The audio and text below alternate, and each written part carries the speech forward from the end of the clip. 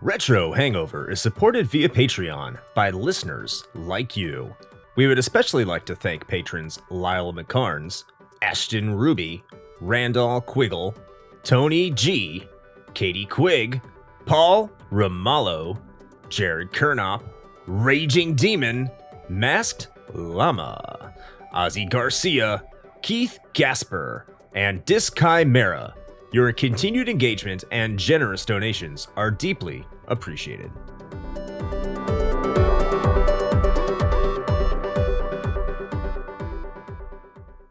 Open your ears and crack some beers. You are listening to episode 96 of Retro Hangover.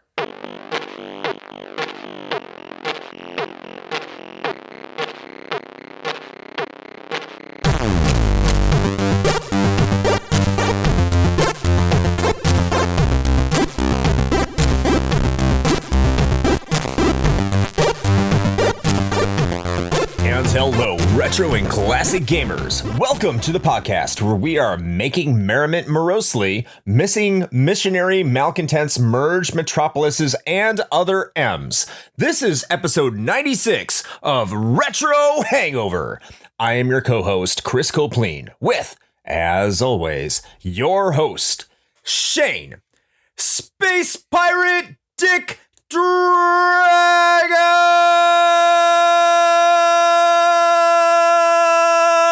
Koski! I like that you worked other M into the pretentious preamble. It was very well done. That's why all the M's in the second part don't make any sense, so I could just stuff it in somewhat sensically. Haha! Eat it, Metroid fans. Man, that just reminds me. Well, actually, it reminds me of a couple of things. One, that I still have all of the Metroid games on my Wii U that I actually need to play.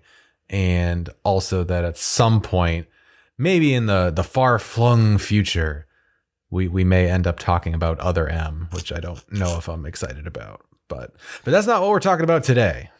No, it's not. We're talking about the OG. The OG. That's right. The mother of Other M's. That's a big brain move. Yeah, it's almost like the mother brain of Other M's. What? What? I don't know. I think we lost it somewhere along the way. Anyway. It's my fault. How are you doing, Chris? I don't know. I think I'm doing okay. Yeah. Like I said in last episode, we're front loading a lot of this, so it hasn't been that many days since we recorded last time. So trying to transfer to my next command, and it seems like people aren't communicating or haven't communicated the way they're supposed to, which is shocking for military work, believe it or not. It's being incredibly facetious there. Yeah, I was going to say, what do you mean? The military is inefficient? I am surprised and appalled. I mean, we try to bomb terrorists and we hit churches. It happens sometimes, you know. You just, that's terrible. I don't know. I'm sorry. They could have been hiding, maybe in the church, the mosque. Probably not, but who knows? You know, we're doing this. We're doing this. We're doing God's work, as we usually say. That's right. We are spreading democracy. Yes, all over a crater. But I really haven't played a lot of additional games. I have played the game du jour, and I have also continued to play Tokyo Mirage Sessions Sharp FE. And holy shit, that game is really a Shin Megami Tensei game. It has this facade of being this really cute kind of easy game, but you have to imagine the lineage of the game, of course, which is Shin Megami Tensei and Fire Emblem. Those games are not, well, I'm not going to say they're not cutesy, because are games in the Fire Emblem series where you drink tea, and there's a lot of cute things that happen in the Persona series. But in terms of difficulty, this game does not give a fuck about you. You just kind of have to figure it out, and it will punish you if you do not know what you're doing. So I've got my ass kicked a couple times. That sounds strangely relevant. What do you mean? Given today's discussion. Oh, yes, absolutely.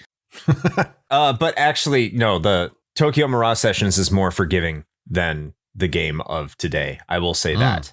Even with the guide, it's a little bit different And we'll get into that as well. But I still am thoroughly enjoying my time with Tokyo Mirage Sessions. And if you like JRPGs, outside, quick preview of my inevitable rapid fire review that will be on our Patreon for our HP Turbo members. Yeah. I will say that if you do enjoy JRPGs, you should get it, but I'll get into more detail when I get to it. So how about you, Shane? How are you doing? I'm doing all right. As we talked about on the last episode, a lot of real life things occurring at the moment, but fortunately, predominantly good things, which, honestly is a nice change. I don't know. I guess we'll see where the world's going. I feel like we're headed towards lockdown 2 electric boogaloo, but thank you, Willie. Who knows? Yeah. But I mean, honestly, that doesn't really change a whole hell of a lot for me. I work remotely and I order my groceries delivered to my house. So I'm a fucking hermit regardless. So life goes on. But as far as games, I haven't really had time to play much of anything other than cramming for all the good shit that we're going to be talking about in the next several weeks to months.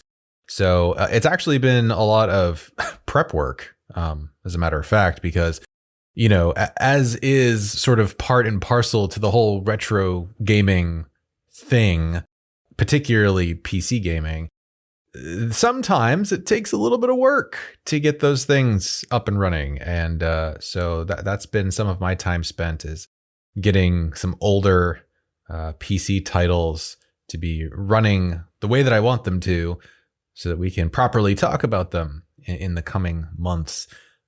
So that's honestly, that's been the majority of my time, other than, busting out my handy dandy little Retroid Pocket to crush this game in like an evening. So I love that the thing you played this on was called a Retroid. Oh, I didn't even think about that. You're right. How apropos. I don't think there's any other way to play it. No, I mean, there is, but you'd be wrong. Yeah, if you don't play it on a Retroid, you could get lost. Just directionally lost. Much like in this week's game, which is Metroid for the Nintendo Entertainment System. Space Hunter. Am I based? I guess I'm based. So we're going to talk about this game, which is significant to many of you. I'm sure lots of people love Metroid.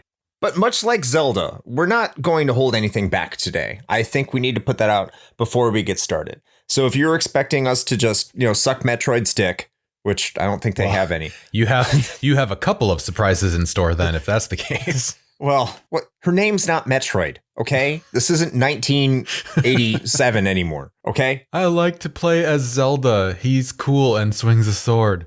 But if you were expecting this, okay, it's probably not going to happen. But before we really get into what we're talking about, it is what we are want to do and give you the brief history of these games before we get started. So, Shane. Yes. Please give us the brief history of this game called Metroid.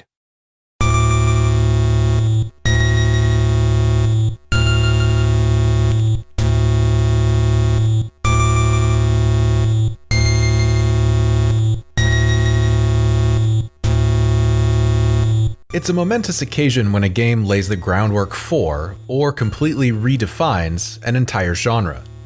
These milestone releases are rare, and for a good reason. In the mid-1980s, Nintendo had begun to create games the likes of which had never been seen before. 1985's Super Mario Bros. Became the benchmark by which all other platformers would be measured.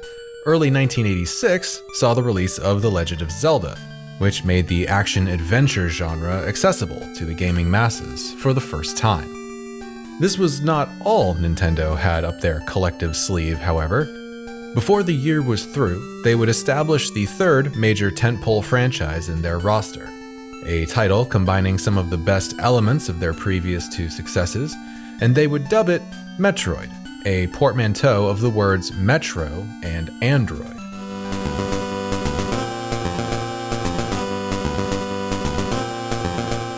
Development on Metroid began shortly after the completion of Zelda by Nintendo's R&D1 team, who would refer to the project as a scrolling shooter game, with Gunpei Yokoi taking the helm as director.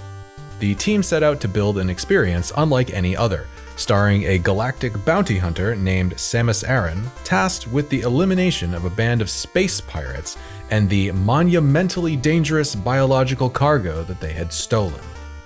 Yokoi's directorial style during this project became more fluid than in past outings, with many of the team crossing over into other areas of development. In one example, composer Hirokazu Tanaka stated that he had a hand in the game's graphics and encounter designs, in addition to penning the score. This free-flowing attitude may have carried over into the actual game design itself. While many scrolling action titles of the day were heavily linear, Metroid would deviate from this formula and allow players to roam freely, exploring areas and accomplishing goals largely in whatever order they chose.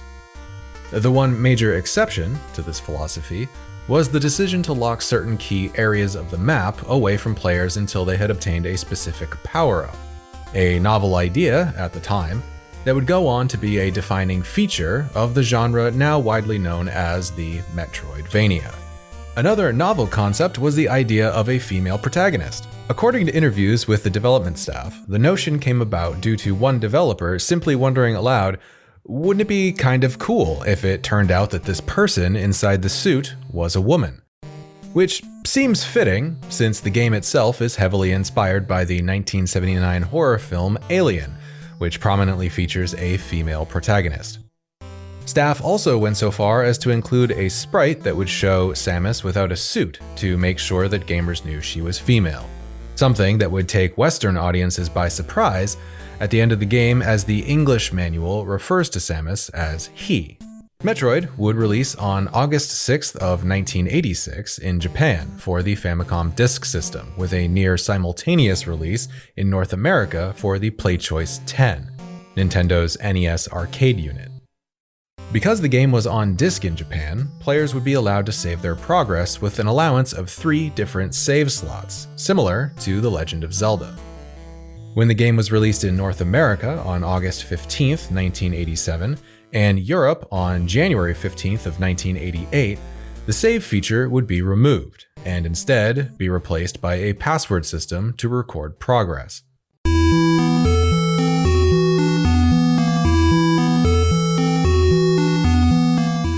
Reception was decidedly positive, both commercially and critically, receiving high scores from the limited number of publications in circulation at the time. The game itself would see multiple reprints and re-releases, ultimately going on to sell 2.7 million units worldwide. Metroid would prove popular enough to warrant the establishment of an entire franchise, with games in the series being released to this day. The original title would even see a remake for the Game Boy Advance in Metroid Zero Mission, featuring enhanced graphics and a deeper backstory. While fans of the series will argue that Metroid is one of Nintendo's largely neglected intellectual properties, especially when compared to its 2 other tentpole counterparts, there's no denying it still has a major place in gaming, with a legacy that reaches far beyond its own name. And that is your brief history of Metroid.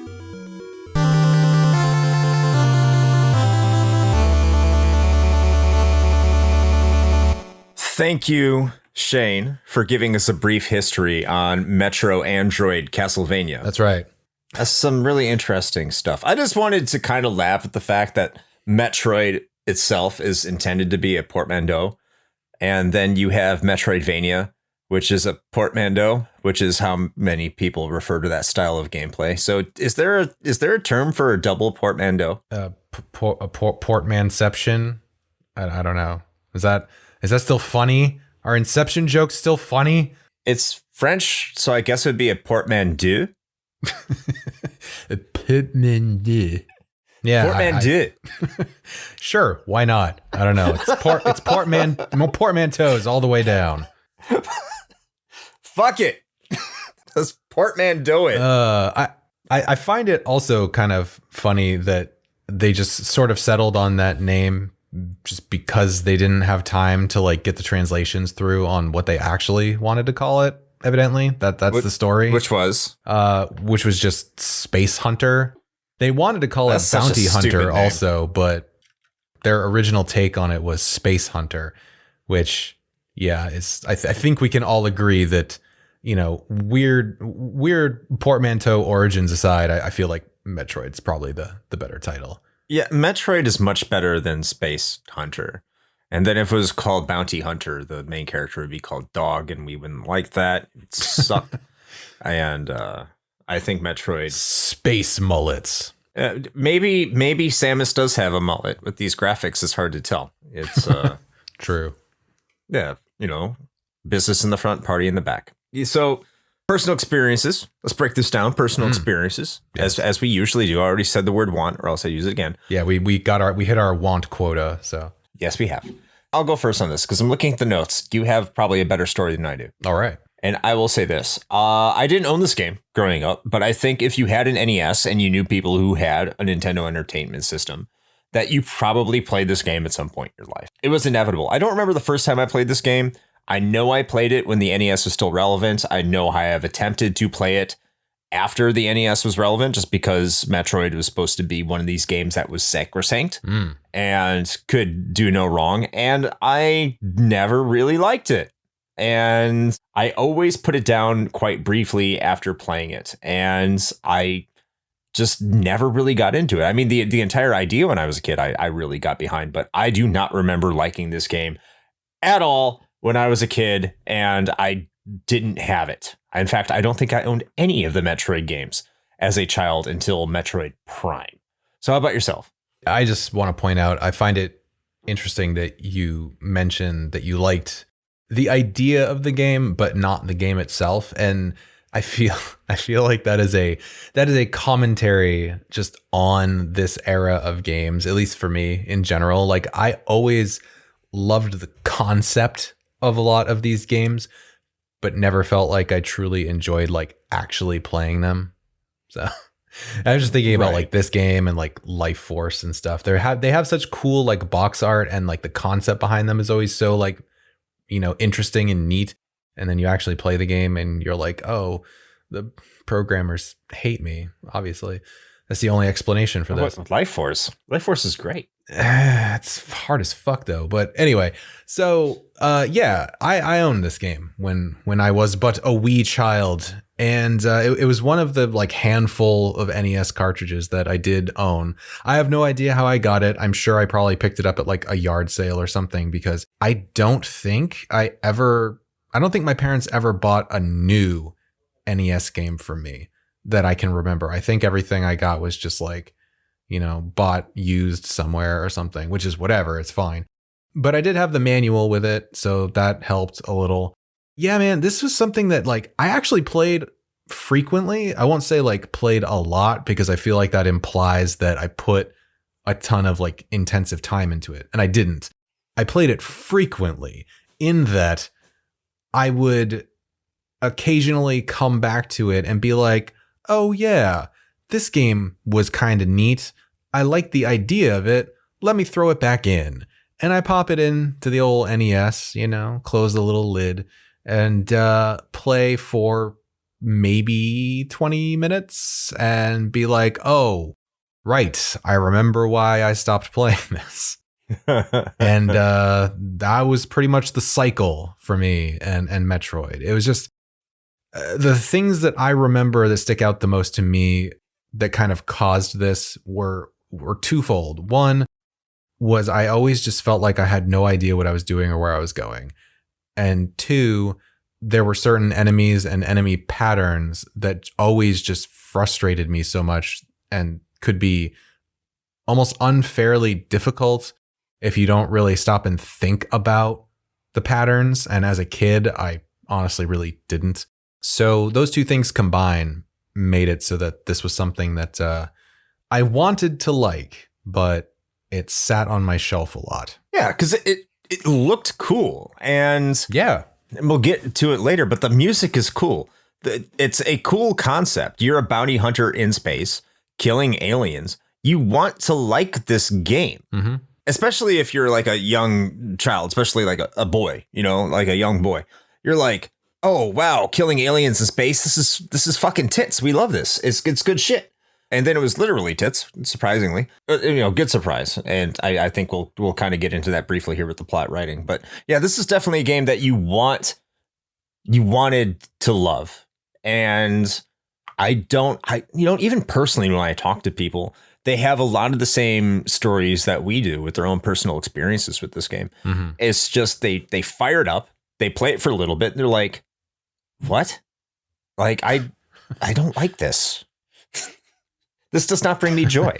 That's right. You gotta Marie Kondo that thing and just toss it in the bin. So let's get into that plot writing. What I just, the plot, the entire scripting, how the game was developed. What did make this game special in that aspect, in your opinion? Because I think there are elements here that you can say, yeah, this game is really fucking special. Yeah, and okay, and it is. I feel like we should get that out of the way sooner rather than later. That I am not here to say that Metroid is a bad game or that it doesn't deserve the legacy that it has.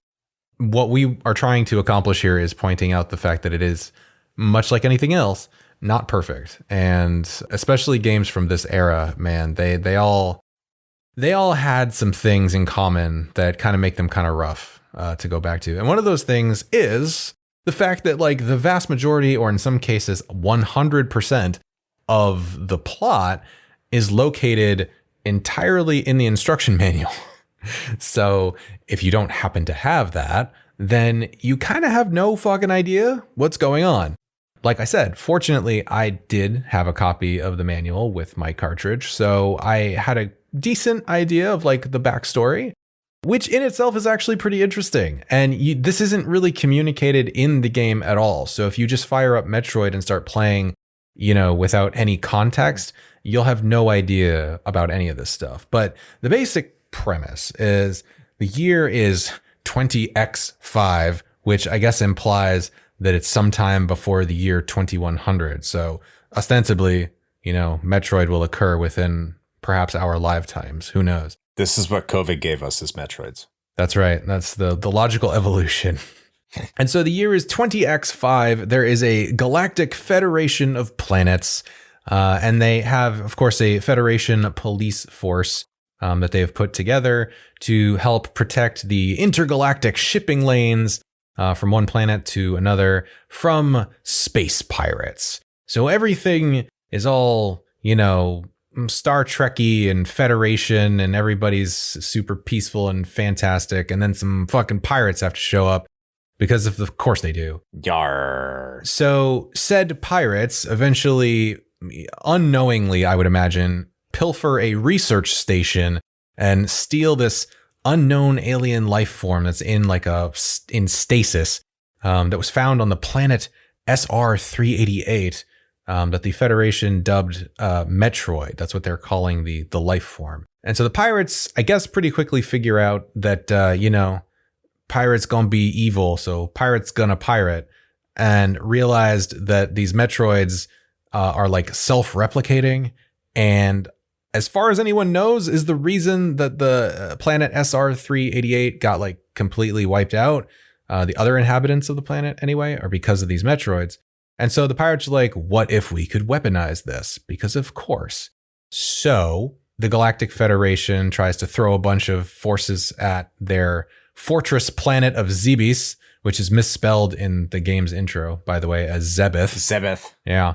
Yeah. And fail. So they turn to super awesome galactic bounty hunter Samus Aran to infiltrate the fortress planet and destroy the pirates and the dangerous Metroid specimen.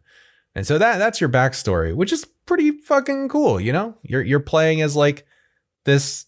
Well, I guess this was the proto Space Marine, right? It's like the first, well, maybe not the first, but one of the first takes on the whole I'm a invincible Space Marine trope that we'd see several times afterwards. But it's a pretty neat story. It's the OG Master Chief, motherfuckers. That's right. The OG Doom guy. You could say that. And I do like the fact that it's kind of saying, the Federation is Weyland-Yutani. I do enjoy that aspect.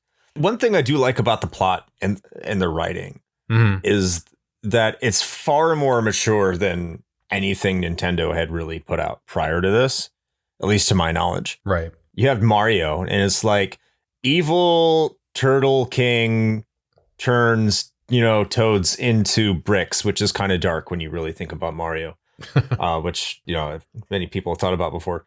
But yeah, it's like, just go kill the Koopa guy because he's bad and he took over a kingdom and you need to save the princess.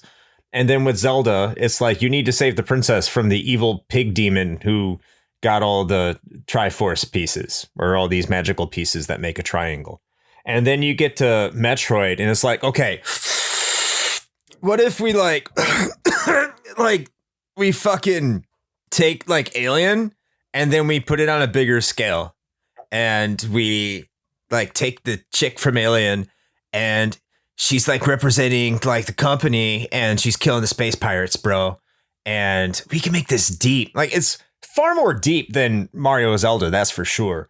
And I think that is intriguing. I really do. Like, I think that's something that should be noted. I'm extremely appreciative about it. I do like the fact they have a female protagonist, and they're relatively unabashed about it, because you finish the game, you get a female protagonist, and that was very, very uncommon back in 1986, let alone 1987 when it came to the United States, or even 1988 when it got to Europe.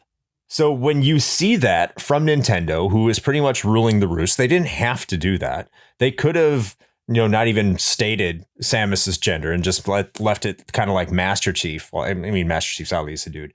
But they could have just made it like this nameless, faceless space marine that's going out and killing aliens on behalf of the Federation. But they didn't do that. And I applaud Nintendo for, taking that step in an era where you didn't really get a lot of representation for female characters. I think that's really cool. I think what they did with the plot and how they tried to approach it on a more mature angle. Now, this is R&D 1, which had Gunpei Yokoi. This isn't Shigeru Miyamoto's jam. So that may have had a lot to do with it.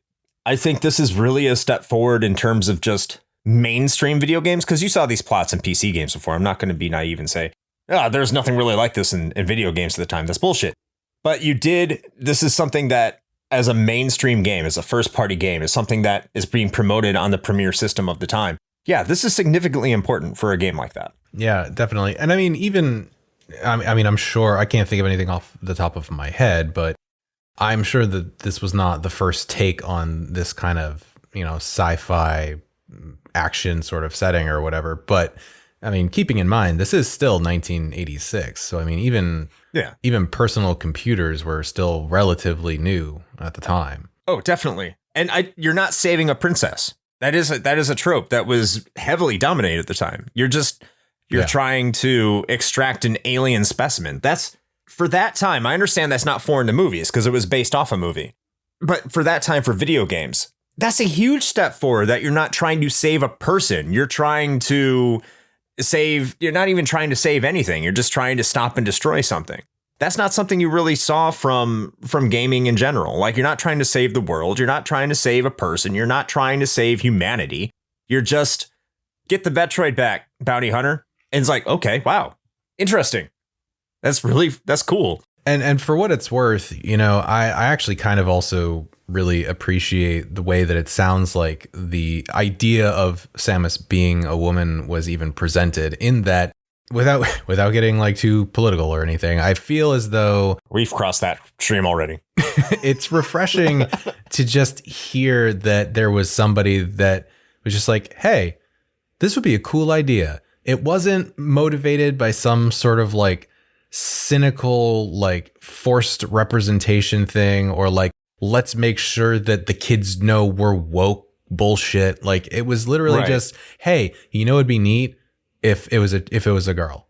That was it. Yeah. That was it. Wasn't it cool when Ripley killed aliens? Yeah. Let's make Ripley kill aliens again. That'd be cool. Yeah. Yeah. And that, like, that level of like just nonchalantness about it, just like I said, it actually feels really refreshing to me. So it's a nice change. Especially in today's world. That's, yeah, for certain. Yeah. And the same with Phantasy Star, Yeah. Speaking of Phantasy Star, there's something missing in this game.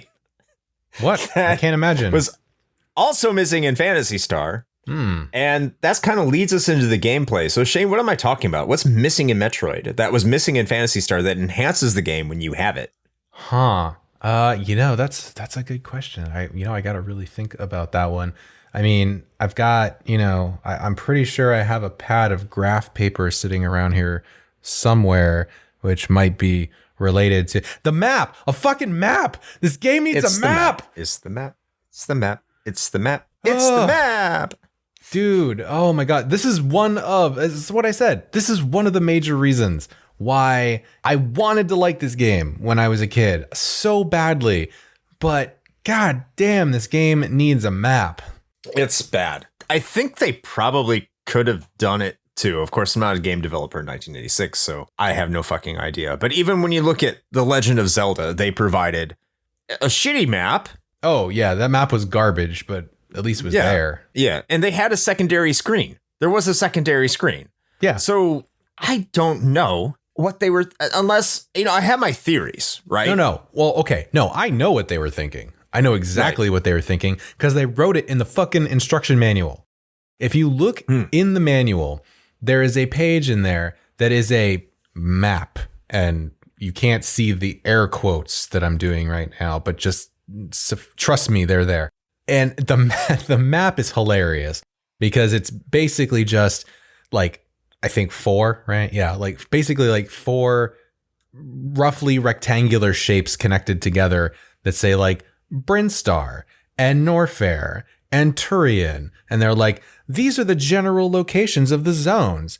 And that's it. There's no like hallways. There's nothing mapped out. It's literally just, these are how they are laid out in relation to one another. And then the text that accompanies that is like, here's a map to help you out. Or better yet, draw it yourself. It says that? Yeah, it says that. Oh. So like they knew what they were doing right from the beginning. And listen, for the record, in theory, and I always say this because in practice, it never quite works out this way because it didn't work out this way with Phantasy Star either.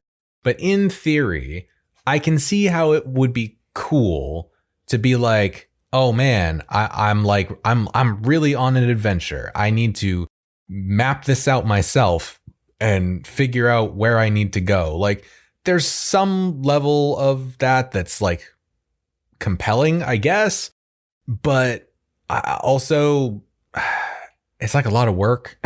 and even then you can still get lost because there are definitely sections of this game where, I mean, they are assholes and trick you into falling down a shaft. And then you have no idea how far that was in relation to where you were. So that makes it really difficult to accurately map your route. So yeah, man, maps are useful as it turns out. It's even worse than that when you say they're assholes about it with this map, because there will be sections of this game in the same area where you'll walk into a room and the enemy layout will be identical. Oh my God, yes. To what it is in another area. So when you hear complaints about people saying it's easy to get lost because the scenery looks too familiar. Okay, like I'm not entirely on board with that because like map structure and where you can go, that's not too hard to figure out, I think. Where it gets confusing is when you go into a room and every enemy is in the same position that it was in another room. If you're not putting that down on graph paper, if you're not designing that, or even if you are putting it down on graph paper, it's going to confuse you and make you wonder, what the fuck is going on? Are you in the same room? I even did this with a map on the side. I was thinking to myself, am I in the same room again? I just did this room. It's the exact same design, exact same enemy placements until I started moving over to the right or the left, depending on the location. Like, oh, okay. It starts to get different once I make it further. But if you go into that room, it's fucked up. Like they did. I understand early game development, but it sucks. Yeah. And I'm trying to figure out though, if it was like on purpose just to be obtuse or if it was just an oversight where there's like only so many configurations of platforms and enemies they could think of. And they just happened to do the same thing a couple times. I don't know, but I totally ran into the same thing. Like at the time of this recording, I played through the entirety of Metroid from start to finish and beat it last night. It took me about 4 hours, and that was also heavily supplemented with a walkthrough and a shitload of save states. But I did it, and there was at least 2 times I can think of right now off the top of my head where I had that exact same experience where I was like, I swear I was just in this room. And I had to second guess myself because I thought I somehow doubled back, even though that would completely break the laws of physics. But I was so like lost at that point. Yeah. And the other problem is that I ran into, there's destructible walls and everything like that. And anyone knows this about Metroidvania is that the map, if you just take a map by itself, there's always ways to get around the map. Like you can blow a hole in a wall to traverse it or anything like that. In Metroid, these are so nondescript that it's almost not fair because sometimes you have to know where they are in order to get to it. And sometimes you have to know that they're there in order to get to certain items. Or to make getting to items easier. And like the entire floor will look the same. Essentially what I'm thinking that their thought process was, because this had to be the only thought process in order to beat this game or complete the game or play it to the satisfaction of what the developers expected you to do, is you needed to just constantly play this game over and over and over and over again for like hours and hours and hours and hours. And I understand like that's probably an accomplishment in game design in 1986. Because if you got a game and it costs you $60, you're going to want your value out of it. Sure. So memorizing these areas and playing it over and over and over again and finding secrets and like turning into a morph ball and bombing the shit out of everything on the floor. Yeah, that's something someone who loves the game and only has this game would do.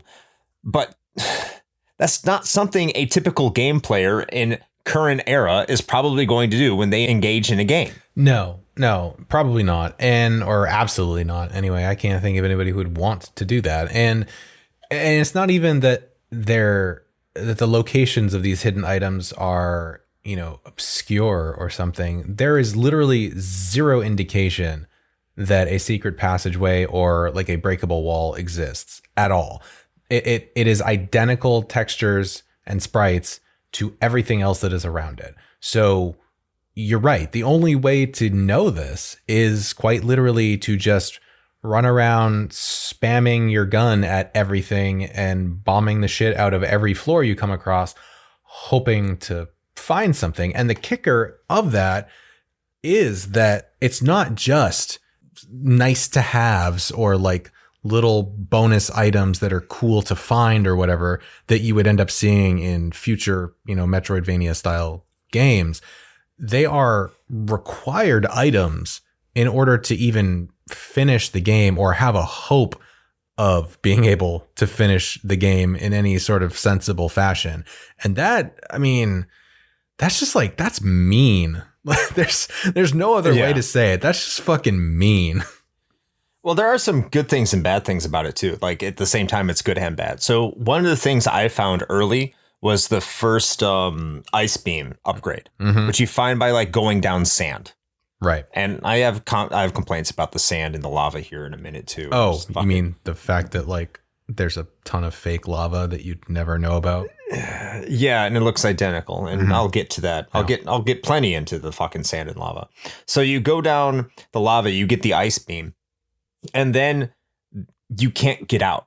At least the way I remember playing it was, or maybe I just couldn't figure it out. I even had a map. I'm like, how the fuck? I got this ice beam. How do I get out of here now? Oh, like, what do I know? do? No, I know exactly what you're talking about. And there is a way to get out of there because I was able to do it. But again, that's because I was using an actual walkthrough. But you basically need to jump back up on top of that lava and then shoot the floor that's above you, the one that you drop down through, to open it up. And then set bombs, and as the bombs explode and bump you up in midair, hit jump, and you will actually jump in midair, and it'll give you enough height to get back up. Yeah, but no one's going to naturally know that bullshit. No, absolutely not. No, you'd never know that. But the good news, if you want to call it good news, is that if you die, you get sent back to the beginning with all your upgrades. Yeah. So you can almost do a soft reset with all your upgrades and at the beginning point, which I actually look, no bullshit. I appreciate that. If you're lost and you find an upgrade and you're like, well, I don't know what to do. And especially if you like want to save, which you can't do because password save, which is whatever, but you want to get that password and you don't have any more time. You can get that upgrade. You can die. You can get your password. And once you get your password, you start out exactly with all the upgrades you have.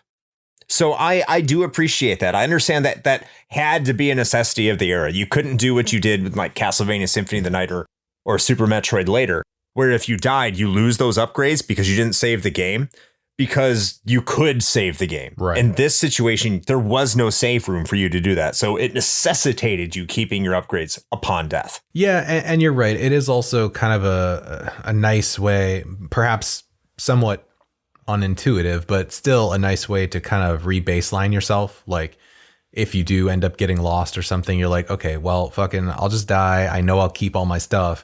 I know where the beginning is, and then you can sort of recalibrate from there. So yeah, I can see the benefit in that for sure. So I think we've bitched enough about the map. The map needs to be there. The map is shit because it doesn't exist. There is no map. You have to make your own map. So it sucks.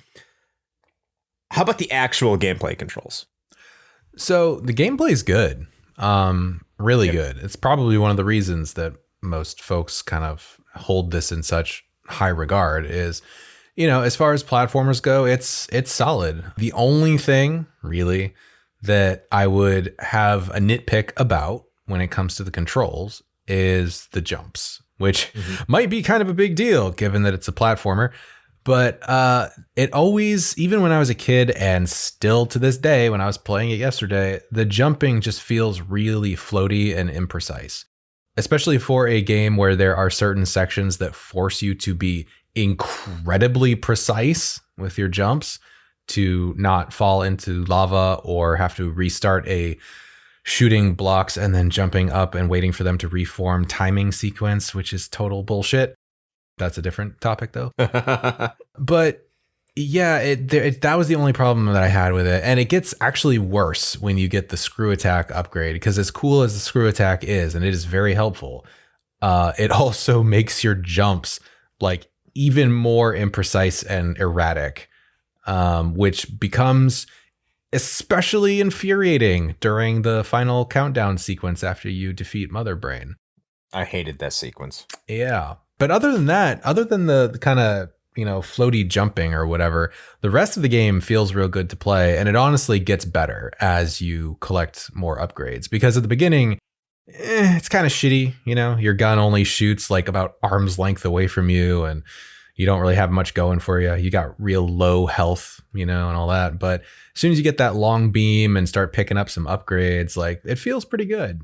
Yeah, I think that's one of the biggest contributions that Metroid did leave on the gaming industry for an action platformer, at least, was those pickups that you made weren't temporary pickups. They were permanent pickups.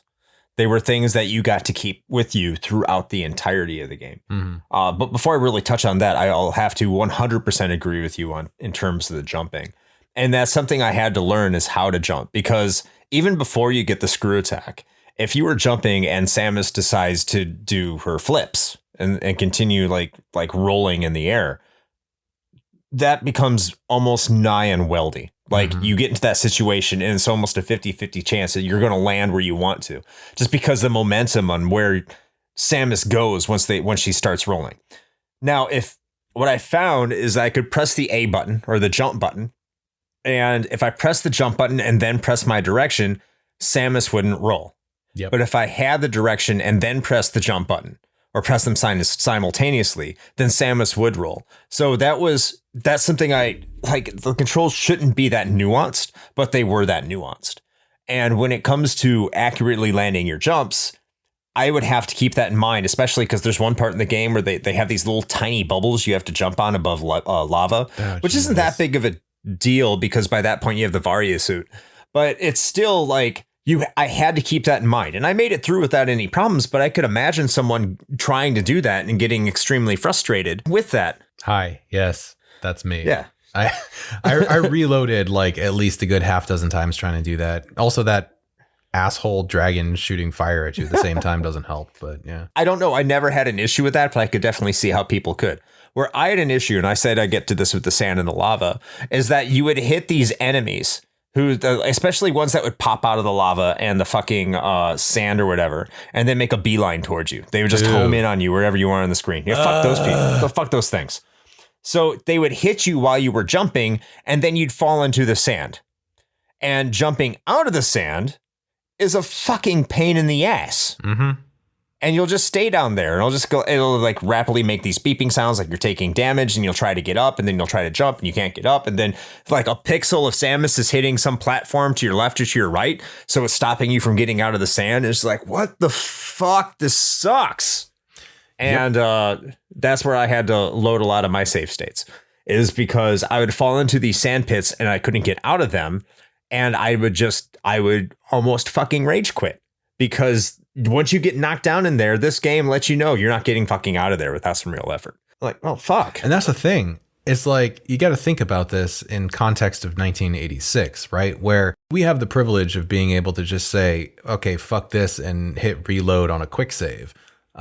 You can't do that on original hardware, which was another reason why I honestly never made it that far in this game, because I just did not have the tenacity, I guess, that it requires to power through those kind of setbacks. Because there were several times when I was doing my playthrough last night where if I did not have a save state, it would have been a game over, and I would have to start all the way back at the beginning and work my way back to where I was again, because of exactly what you were describing, where I would get hit by something, get bounced back. That, I swear, that fucking knockback is the same thing in like Ninja Gaiden. Pissed me off so much. And it like knocks you into that lava or sand or whatever it happens to be wherever you are. And there are plenty of places where you will just get stuck, or you will get stuck in a point where there's an enemy that's like spawning right next to you that is also preventing you from getting back up. And that doesn't feel good from a gameplay perspective. That's frustrating, especially knowing the stakes, right? That you're going to have to backtrack all over again. Yeah, I mean, people who beat this game naturally back in the day, like, you had to have gotten good. It was definitely a get good attitude. Oh yeah. Like, you had to memorize enemy patterns, maximize your ice beam, and I know you're going to have plenty to say about that there too. God damn it. Because if you use your ice beam, you can pretty much avoid a lot of the enemy encounters one way or another, which was beneficial. But I also found that, like, once you got the high jump, I found like the control of the game was much better until you got the high jump. And once you did get the high jump, then the jumping got really floaty, and Samus became really hard to control. Now you need the high jump to beat the game. You don't have an option to not get it. Right. You have to get it. So the fact that in many ways, the game gets better with all of the things it gives you, whether it be the wave beam, the ice beam, the various suits, the long beam, especially, I think is the most important upgrade you can get in the game, is the long beam. Like, it makes you feel more powerful. It made me feel more powerful. It made my enjoyment of the game much higher once I got all these upgrades, much like you get in any game that has a progressional upgrade system or leveling system, so to speak. But in some ways, that high jump, it felt like it was almost punishing me for getting that, because I did feel the control was a lot tighter before that. Yeah. And speaking of power-ups that kind of feel like a punishment after the fact, let's talk a little bit about the wave beam. In theory, the wave beam, apart from like the screw attack, I suppose, but the wave beam, as far as Samus's cannon is concerned, is the most powerful upgrade that you can get in the game. It is 4 times more powerful than the ice beam as far as the damage that it does. And it comes out in sort of like a sine wave pattern, almost, hence the name. And that makes it easier to target enemies, especially those little crawling fuckers that are like just underneath your shooting height because Samus can't crouch. Of course. So that all seems real good, right? You're like, okay, like way more powerful, easier to hit things. Awesome. However, you need the ice beam to beat the game. And feel like it is important to note you cannot have the ice beam and the wave beam simultaneously. They replace one another, so you can only have one at a time. And the only thing that clues you in on this, that you need that, is one line in the instruction manual, yet again, that says you will need the ice beam in order to fight the Metroids at the end of the game in Turian. That's the only thing it says. But while you're playing the game, or if you didn't have or didn't read the manual, you would not know this. And so what would happen, assuming you even got this far, is you would get the wave beam and be super proud of yourself. And then you'd get into Turian and get immediately jumped by a Metroid who is sucking your life force away. And get wrecked. And you have no fucking idea how to deal with it. Because it's also hyper specific. In order to kill Metroids, if they get attached to you, you need to go into the ball and set, I think it's 6 bombs is what it takes in order to get them to latch off of you. And by that point, you're fucked. Yeah. And at that point, well, you have a split second to stand up, shoot them with the ice beam to freeze them, and then swap to your missiles and hit them with 5 missiles. That is the only way to deal with Metroids in this game. And there is nothing outside of the instruction manual that tells you that. So I can just imagine there had to have been plenty of people that roll up into Turian with their wave beam on, ready to kick some Metroid ass, and then just get fucking shit stomped. Yeah. And look, I don't hate the wave beam. I just wish there was an option. I didn't get it. I didn't pick it up at all. At all? At all. I used the ice beam the entire game. My time with the wave beam, I enjoyed the wave beam. It made getting through some areas a lot quicker, a lot faster, a lot more manageable. I enjoyed my time with the wave beam. That being said, I wish there was a way to swap between the wave beam and the ice beam, because you need the ice beam for certain situations. There's just no way around it. Like, not just the Metroids, but like the Battle of Kraid. You need to have the ice beam because if you don't freeze one of his needles, you can't kill him with missiles. Yeah. Now, I do understand missiles are more powerful than the wave beam, but you only have so many of them. Now, they're not hard to replenish, but they are a limited quantity. And if you rely on them, you're kind of screwed. Yeah, well, and you do. You need the ice beam for a lot of things, actually. I mean, you need to use it in order to make platforms out of enemies in several areas in order to even progress. And also, it's super helpful with those guys that you were talking about, which actually I called out in our show notes also. Special shout out to those Zebs. That's what they're called. Those assholes that pop out of the pipes incessantly and make a beeline for your fucking face.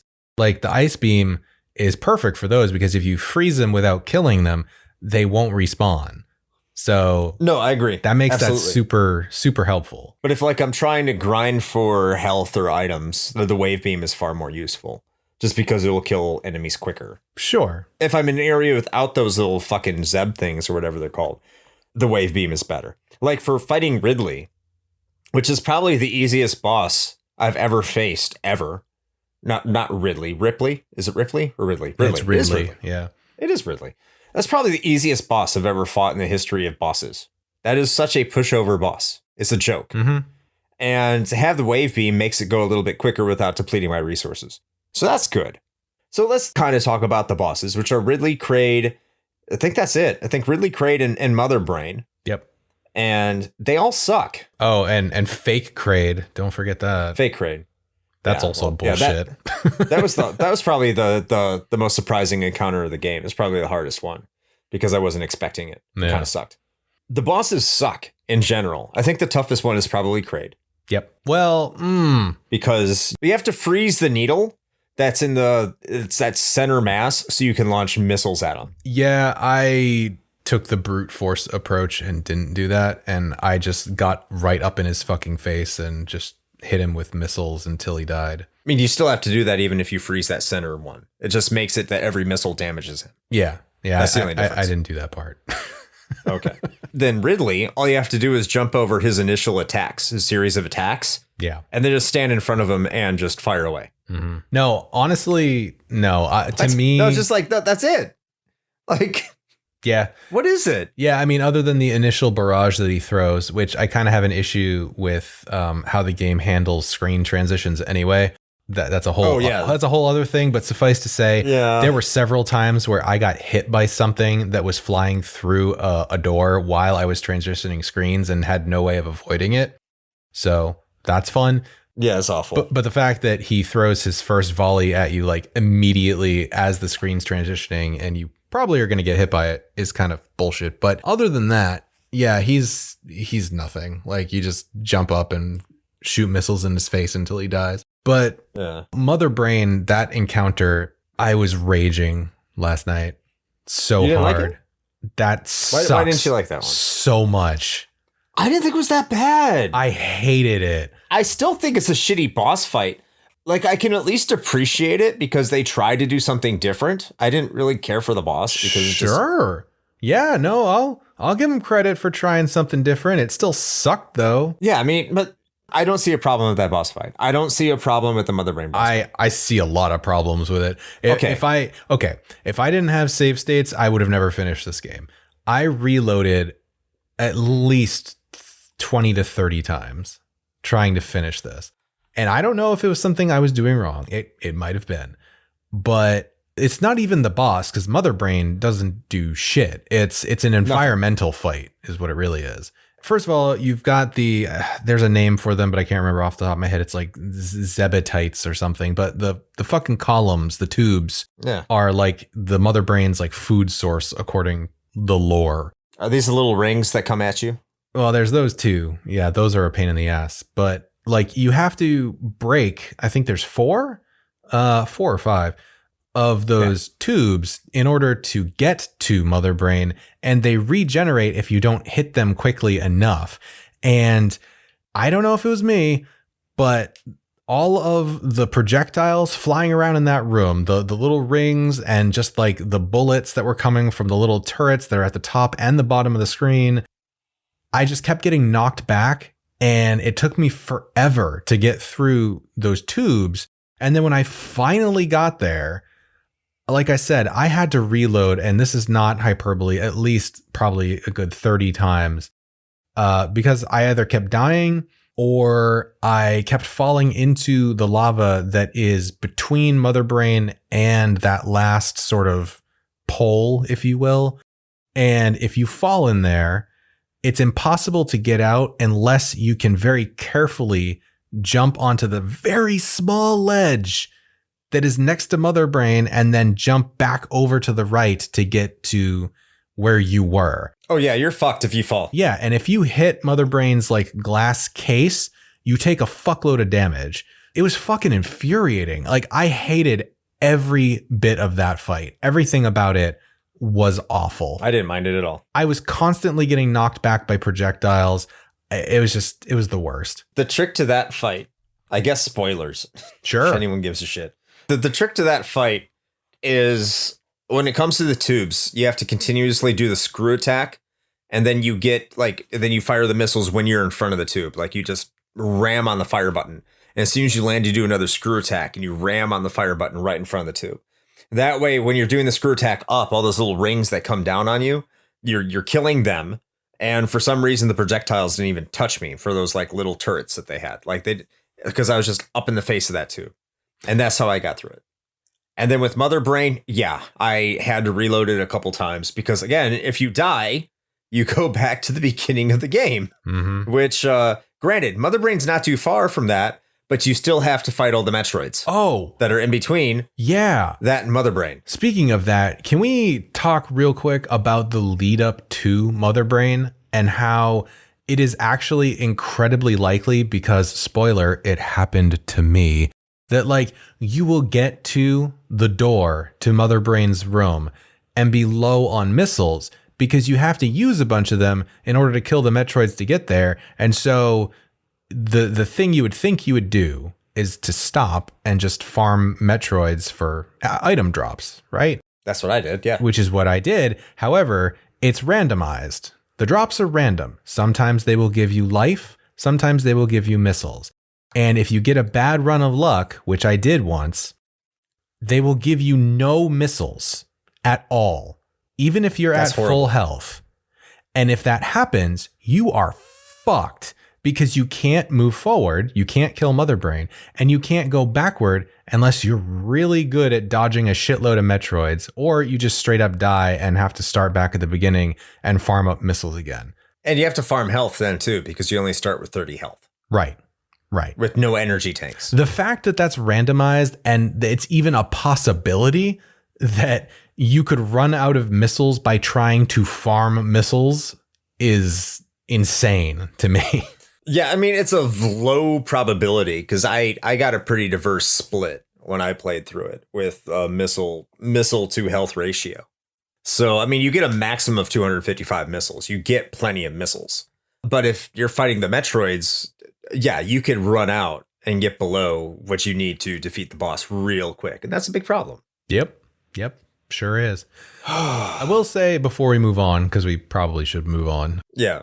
I will give them credit that there are more energy tanks, the things that give you, more health in the game than what you can actually carry by 2.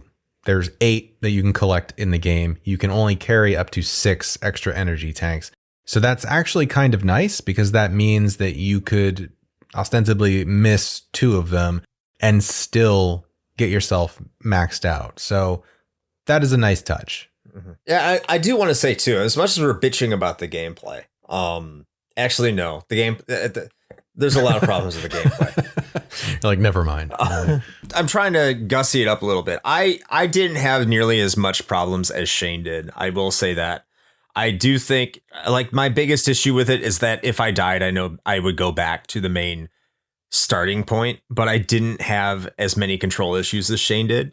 So I found the gameplay a lot more enjoyable than I thought I would, especially looking back at it, all these years ago. I had fun playing it. Like, I thought the gameplay was relatively tight outside of some jumping sections. I think it was good, especially if you consider the fact it's Nintendo hard.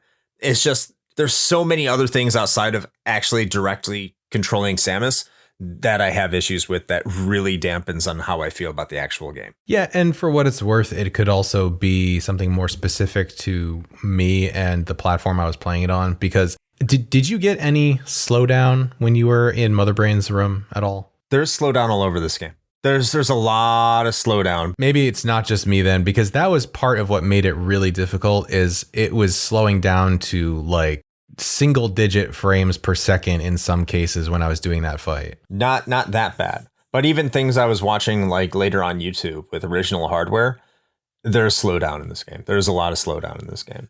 But I think that actually transitions us well into the graphics, because I do think that's more of a graphical issue. Yeah. So in terms of how this game looked, I'll start this one off as this game the graphics kind of suck here. I'm not going to gussy this up. I'm not going to make this, I'm not going to make any excuses here.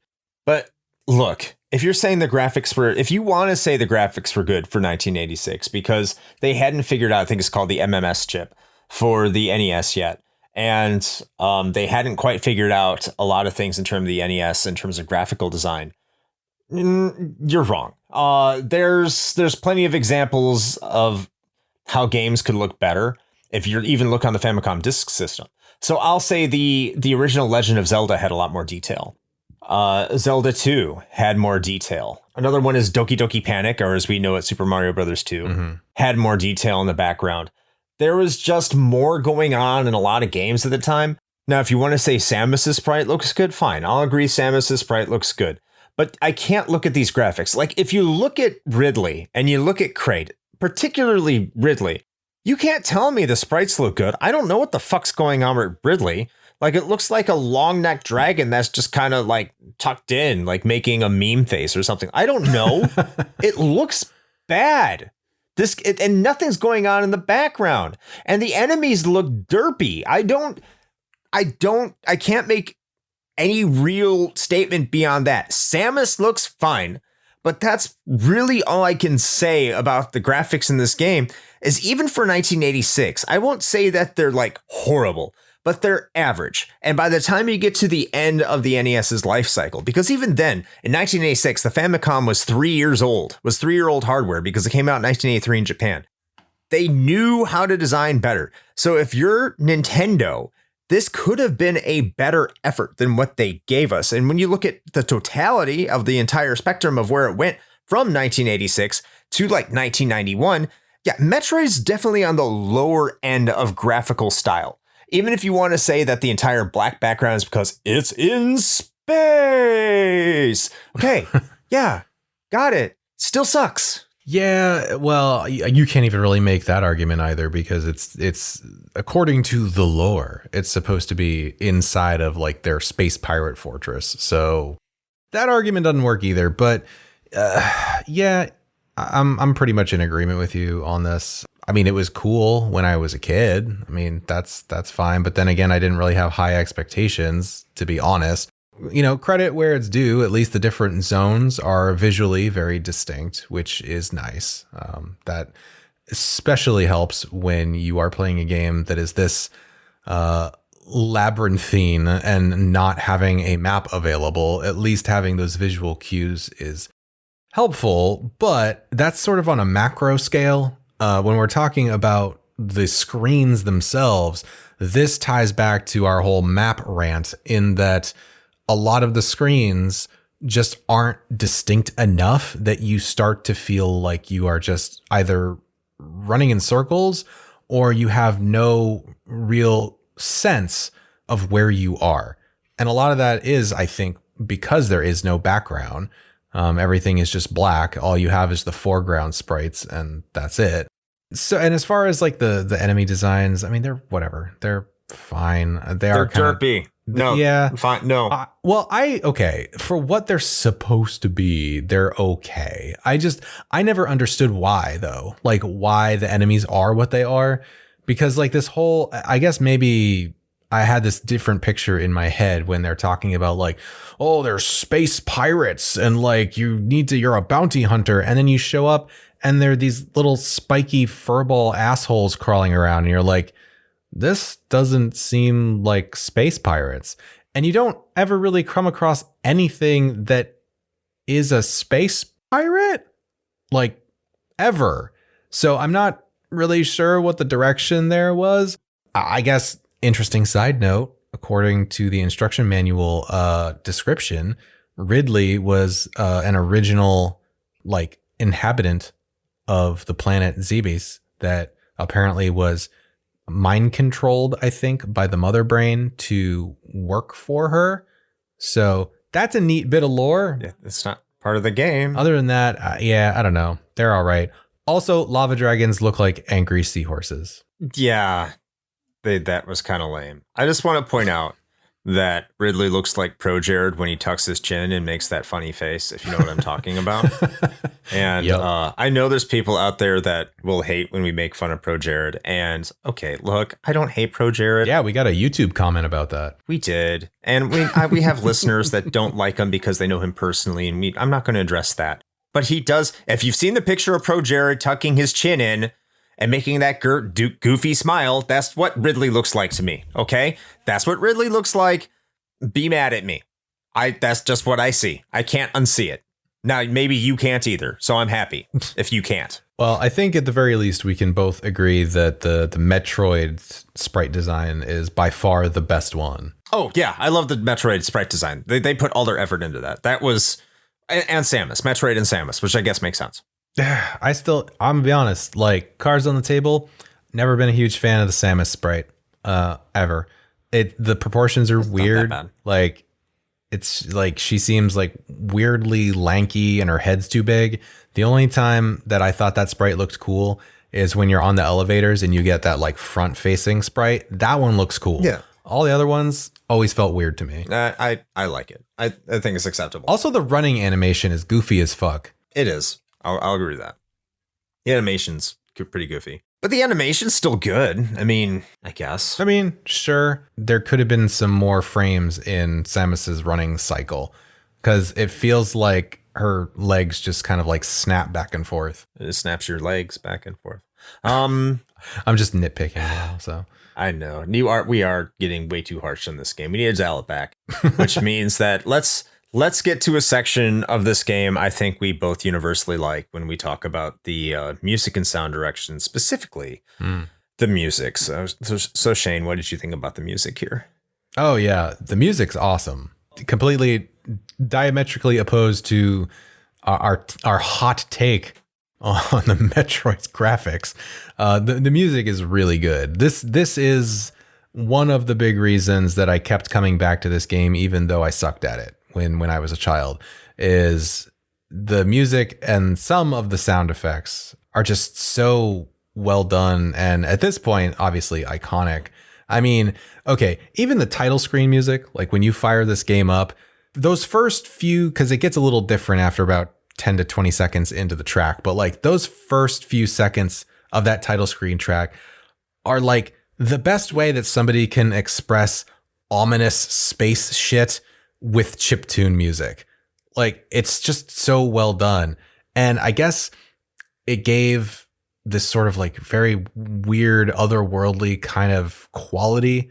It's hard to describe because like when you're a kid, things seem a lot more mysterious, you know, than when you're an adult and you're jaded and cynical and you know everything about everything. Mm-hmm. I don't know. Did you like, do you know what I'm getting at? That like it had like a vibe that it was like this strange semi-unknown thing that in my child mind was like this weird, mythical, ominous thing. I don't know. Does that make sense? No, it makes total sense. And I think that's because Metroid was doing something relatively different than a lot of other Nintendo games were doing, is they were making a soundtrack that was atmospheric. Mm-hmm. Yeah. That was the entire purpose of the soundtrack, at least what I got from it, because I don't think every song on this soundtrack or every instance where you do have background noise going on is meant to be something you can jam out to, right? And that was what you were getting from almost every other game. It was just like trying to be this constantly kind of melodic, enjoyable tune, unless you were like in a dungeon for Mario. But even then, it wasn't like mostly atmospheric. It was just like, oh, you're in a dungeon. It's bad. When you get to Metroid, and even when you get to an area where you have a power up, and I'm looking at these notes and it says that you didn't necessarily like it. I think I did, because it was this uncertainty that, you know, what's coming up, what's going to be here. Like the first time, maybe, like especially, but if you like go to like 2 or 3 times later, like, yeah, it gets kind of old because, you know, you're getting a good thing as opposed to something that, you know, is negative. But largely, Metroid's looking to do something in games that you really didn't get until the PlayStation era, by and large, effectively. I think they did it really effectively for an NES game, where they used the soundtrack to establish atmosphere rather than just noise to keep the player going. Yeah, and I know you were talking about the item areas and stuff, and like, okay, I only say that it's annoying because it's just the beeping can get grating, especially if you're spending a little bit of time in one of those areas. But again, like, credit where it's due. Like, I know why they did it, and it does give you that sort of like cold vacuum of space, like very impersonal sort of vibe. So I think they got what they were going for. And it is kind of off-putting, which is actually strange because that music is reserved specifically for areas where you are going to get something good. And yet the music is very much not that sort of like upbeat track that you would expect from an area like that, which I think is interesting. It's creepy. Yeah, it's super creepy. It's creepy. Yeah. But I love it. I love that it's creepy. I didn't have a real problem with any of the tracks here, just because I kept in the back of my mind, like, this is your atypical game. They were trying to make an atypical approach to how they were writing music that was standard at the time. I know you have some problems with some of the music, if you want to elaborate. Yeah, sure. We can go through them real quick. I mean, obviously the Bryn Star theme is great. Everyone knows that one, most likely because that's the farthest any of us ever made in the game. But it's super catchy. It's great. It's probably it's actually, I think, the most typical track that you're going to get out of this whole game. One that you would expect from, you know, other NES titles. It's a little more upbeat to kind of get you in, get you going, that kind of a thing. I think for me, the weakest spot is basically the entirety of Norfair and also Ridley's hideout. But that whole section is just kind of a bummer. I didn't really like the music at all. Norfair's theme is, it was funny because when I was like going through and kind of listening to the soundtrack again on YouTube, one of the top comments for the Norfair theme was, it's like the wandering around like a dumbass theme, which is super apropos because the track itself is very sort of like plodding and slow. And also Norfair is probably one of the places that a lot of players end up wandering around and getting lost. So I guess it fits. And then Ridley's hideout was just kind of meh. So like that whole area of Zebes can just fuck off as far as music goes. I don't like any of that. Kraid's hideout though, 10 out of 10 MVP. That track is fucking bomb. That one's great. Nice. I almost want to say that I prefer Tanaka's track with Metroid to anything, Koji Kondo was doing with Super Mario Brothers or Zelda at the time. Now, Koji Kondo would, I think, become better than Tanaka long term because Koji Kondo does some fantastic work, but so does Tanaka. Sure. But I think at this moment, Tanaka I think he crushed it. I think he crushed the soundtrack. And it sounds like you disagree because of those two tracks. And I think I could understand that, but I think they're just different approaches. I just comparatively. Yeah, Right. It's comparatively. Like they were being experimental with it and that's fine. I'm just from a personal perspective, I didn't really vibe with those tracks very much. Also, Sure. Quick shout out to Turian, which basically sounds like somebody copied Super Mario Brothers Castle's homework and changed a few words. That's fine. Everyone does that. They all do that. But I think, okay, just very briefly on overall sound design, I thought the overall just sounds were below average. Yeah. I mean, they're there. They're serviceable. They do what they need to do. I think the only real standout for me is just like the item get sound. That little jingle is pretty good. That's OST. That's music. I mean, whatever. It's like 6 seconds long. I consider that a sound effect. I do like the little bomb sounds that are made when you morph into a ball and you drop a bomb. I do like that. I think they're fun. Yeah. I like those. That's something I do like. So before we give our opinion on whether or not this holds up today, Shane, you have some notes for us today in terms of some random miscellanea. Yeah. So I had more in our little miscellany category, but we covered a lot of it either in the brief history or just in the natural course of discussion. But there is one kind of interesting thing that I figured I'd point out. So the Various suit that you get in the game was actually a mistranslation from Japanese, which is perhaps not surprising. That kind of thing happened quite a bit, especially back then. So it was originally supposed to be called the Barrier suit because, it reduces your damage, and so it's a barrier. But Barrier suit in Romanji, which I didn't know was actually a term, but it's basically like Romanized kanji, I suppose. Yes. Is Barrier Sutsu. So when it was fully translated into English, whoever did it apparently thought Baria was supposed to be Varia, and that's kind of how we got that.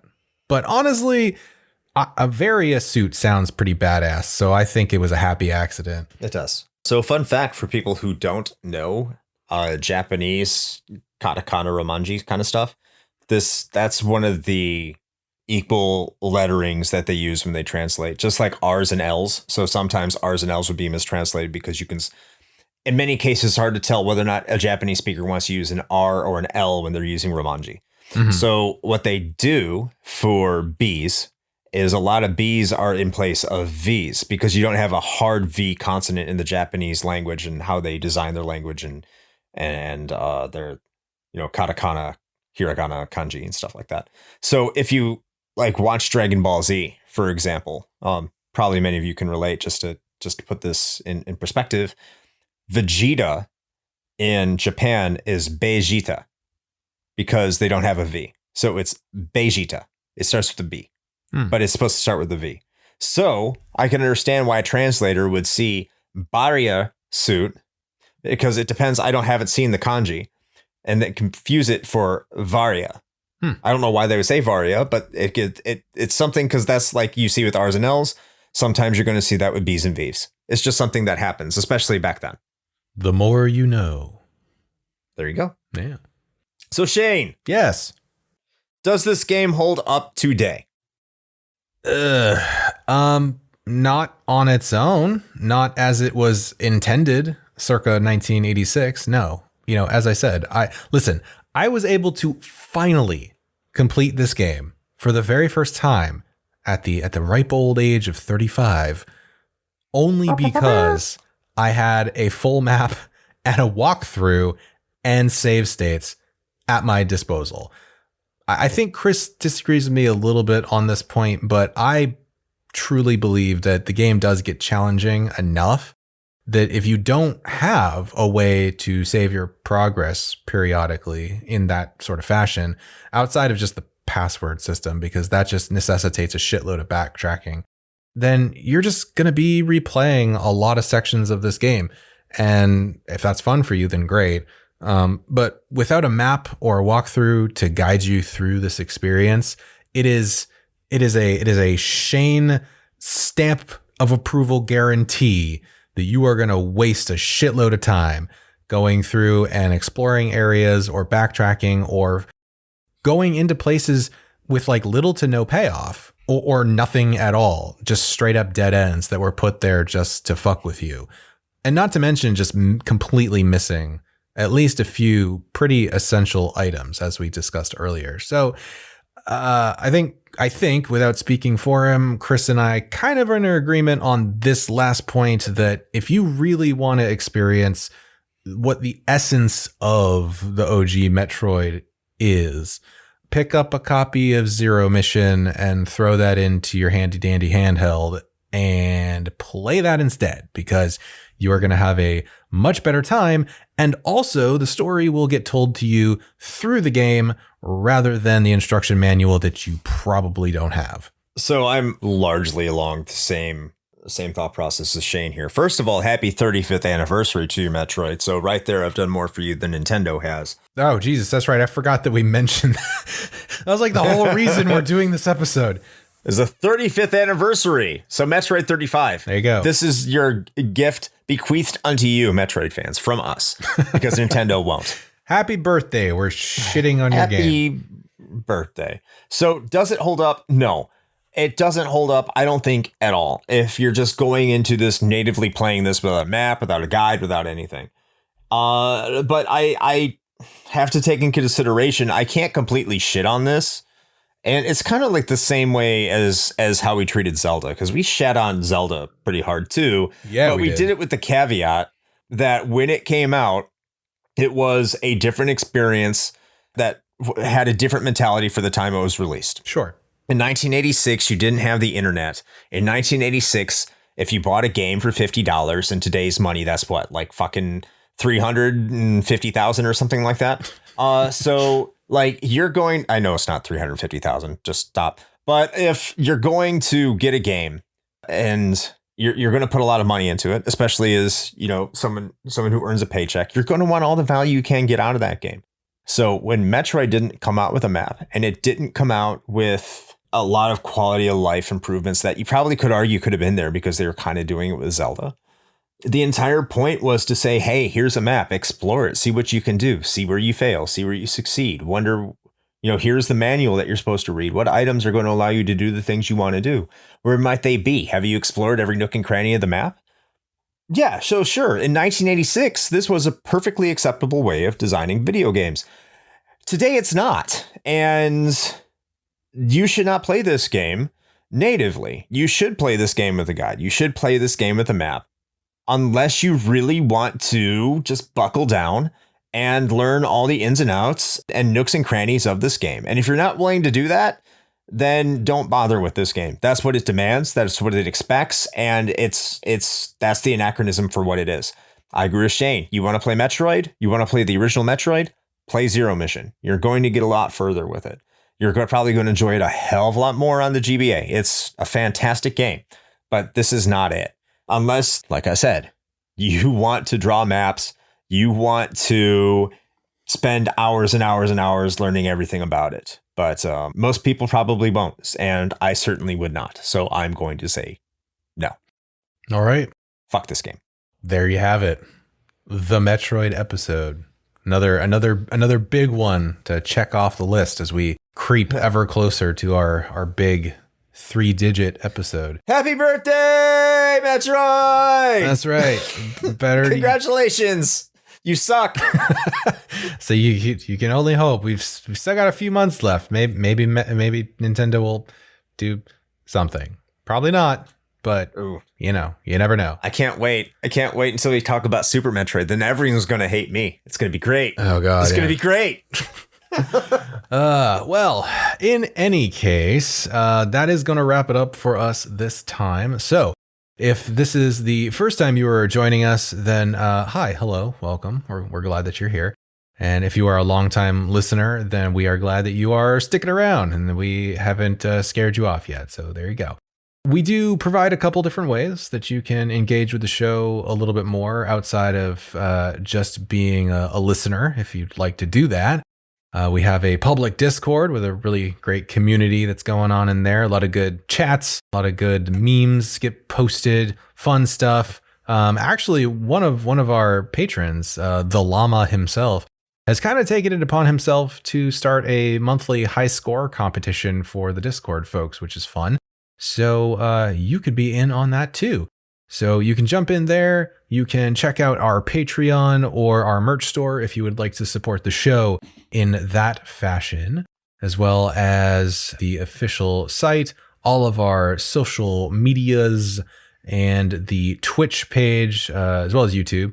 And you can find all these things in one convenient location. You just need to go to Linktree/Retro Hangover. That's linktr.ee/Retro Hangover.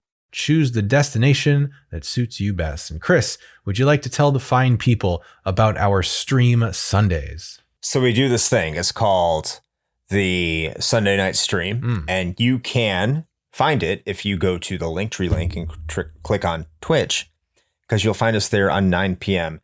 Eastern Time on twitch.tv/Retro Hangover. And I just gave you the link on top of clicking on that link in the Linktree. So you're welcome. Make it so easy. It's so easy. And you can go there and you can click subscribe and follow us. We enjoy it. You can do that to the YouTube channel too, in case you don't catch our streams. Yeah, we have a lot of good conversations there too. As Shane said, the Llama's there. Mass Llama, he's always a great addition there. We have Randall, who always shows up. Disc Chimera showing up from time to time as well. Sometimes Backlog Adam is back lockdown and he shows up. And we love everyone who shows up to the stream. We are trying to engage as much as possible, of course, when Shane's not displaying his sultry, sexy British voice. If you want to show up there, we greatly appreciate it as well. But we're going to have a good time. But hey, Discord's where it's at. So Shane, back to you. Yeah. All right. Well, I suppose with all of that being said, until next time. Play with your Metroid won't get off my goddamn joysticks.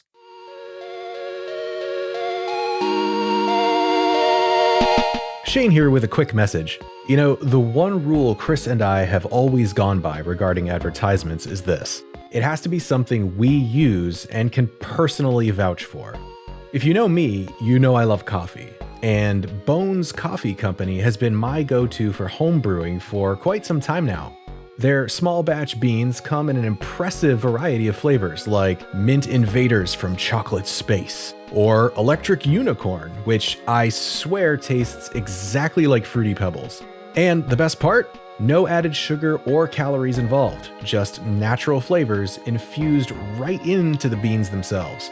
Build your own sample pack of 5 4-ounce bags to find out which flavors speak to you, or jump in head first with full 12-ounce bags.